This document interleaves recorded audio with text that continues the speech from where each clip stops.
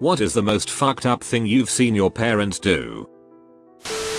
When I was maybe 13, my cousin had a baby and my mom went over to my nana's house to wait for the baby with a butcher knife. She was going to stab my cousin's newborn because she thought it was the Antichrist. Stepmom purposely falsely accused me twice of stealing from her. First time she told me she was going to do it to get my dad to cut off paying for my college and kick me out. It worked. Second time she accused me of what would have been a felony amount to try to get me thrown in jail. Luckily it didn't work out for her that time. When I was like 11 I saw them doing drugs in their bedroom. Middle of the day, no consideration for me at all. It scared me half to death because they both got zombie-like on whatever it was. Mom threw a butcher knife at my stepdad and it stuck in the wall next to his head. My mom aggressively forced a bear hugger, a foster kid who'd been repeatedly raped by her father while her mom held her down. So, my mom is a boundary stomper extraordinaire and abused me all throughout my childhood. I eventually wound up in foster care myself and haven't spoken to her in years. But remembering this, it was the most cruel thing I ever saw her do to anyone who wasn't me. My relatives had a foster daughter who, as I said above, had been raped by her dad while her mom held her down.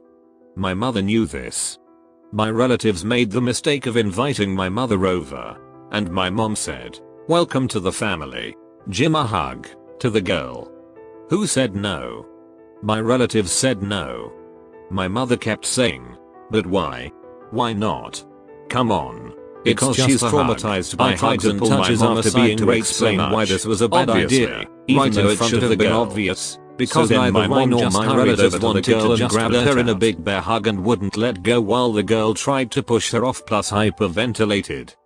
To my shame, and the shame of my relatives, we all just stood there for a moment in stunned silence before running over and removing my mother from the girl, who was now crying. The girl ran off to her bedroom. My relatives, the foster parents, told my mom to get out. Then my mom dragged me off to the car and yelled at me for a while. Finally, when I could get a word in, I explained to my mother why the hug was so wrong and hurtful. I explained that my mom should have taken context into account. My mom, the girl is ducked up in the head if she can't even take a hug from somebody nice, and she's probably lying about her parents anyway. God. I'm still mad remembering it.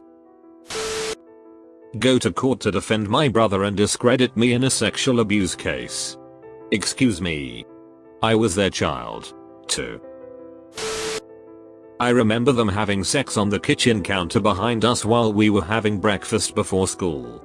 One year they got a massive tub of chocolate as they were into eating foods off each other, but they hated it. So us kids had chocolate body spread sandwiches for nearly a year. It was a huge tub. When they got into fights it would turn into a throwing match. My mum dented the double glazed window with a frying pan. It is possible, and to this day, at least 15 years later, she still has the pan in question. Redecorated the lounge. And about a week later were so drunk they got into an argument which resulted in my mum throwing her plate of salad at my stepdad, getting mayo and lettuce leaves on the wall. And I vaguely remember it still being stuck to the wall 6 months later, when my stepdad fell asleep on the sofa downstairs. She'd turn the Bible channel on, or any other religious channel, put the TV on full blast and take the remote to bed with her so he couldn't change it. My parents gave my older sister up to child services because they didn't want to take care of her anymore. Mom threatened to shoot herself over the new dog crapping on the carpet. She's a very all or nothing woman. Her sound for "I am struggling with the peanut butter jar" is the same as her sound for "someone is currently being murdered." Might have to do with the depression and anxiety that she passed on to me. Get lifted up 3 feet off the ground by my neck when I was 9 because I tried to defend my mom from drunk dad beating her. I was about 9. There was a performance at the school. I was in the choir. My dad dropped me off and picked me up afterwards. When I was picked up, I found out I was in huge trouble. He absolutely unleashed on me, closed fist, kicked me, threw me against the wall, broke furniture. Grown man strength versus a 9-year-old, geez. To this day I remember just curling up in a ball and him wailing on me. For weeks I had no idea what I had done. My offense, my shirt was untucked when he picked me up. To him it meant I was running around raising hell while unsupervised. Actually, it was the choir's costume. We were farm people singing tunes from Oklahoma. Once while my sister and I were upstairs, my parents were fighting really loud downstairs. Suddenly, we hear complete silence. My sis and I came out of our rooms at exactly the same time to go see what was going on. We rushed down the stairs and saw my father choking my mother. She stayed with him for approx. 10 years after that. Oh, and the day after that happened, we all went on a happy vacation, with my mother pretending nothing had happened and instructing us to do the same. Edit. Thanks all for the replies with well wishes, shared stories and words of encouragement. It's been overwhelming. I'm sorry if I didn't answer your comment. At a certain point, I had to step away from it. I hope you all understand. I caught a lake turtle on my fishing line as a kid. We tried to get the hook out but the unfortunate thing had swallowed it whole. My poor dad couldn't figure out what to do. We tried to kill it with a pellet gun, but it was underpowered and didn't even break the skin. Eventually he sent me inside the house and said he's take care of it. I was bawling and couldn't pull myself away. Saw him pick up a cinder block and smash it to death with 3-4 blows before kicking the remains into the lake. Horrible. I hated him for it at the time. But looking back on it now, as I'm now close to the age he was at the time, I really feel bad for him. I don't know that he had much else of a choice and I'm sure it rattled him just as much as it did me. My dad intentionally set his hand on fire to demonstrate that whatever fluid he was using burns with a cold flame.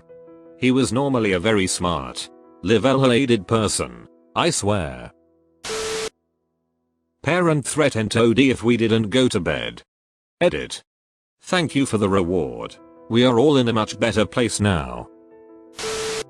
When I was a little kid, probably around 10, my mom told me to send her checkbooks in the mail that belonged to my grandmother. My mom didn't live with us and she told me that my grandmother had asked me to send them since she was out of town. So I did. I later got sat down by my grandmother and she was furious with me for sending the books. My mother had apparently done this in order to commit fraud and had drained my grandmother's life savings from close to $1 million down to nothing. I got blamed for it until my grandmother passed away. One of her last conversations with me at age 24 was her still expressing her disappointment in me for sending the books. My mother denies the whole thing to this day. Why did your grandmother believe a 10-year-old would commit fraud? I think my grandmother was deflecting the blame because she didn't want to face the reality that her only child continuously tried to steal her money. I don't think she really blamed me. I was the catalyst.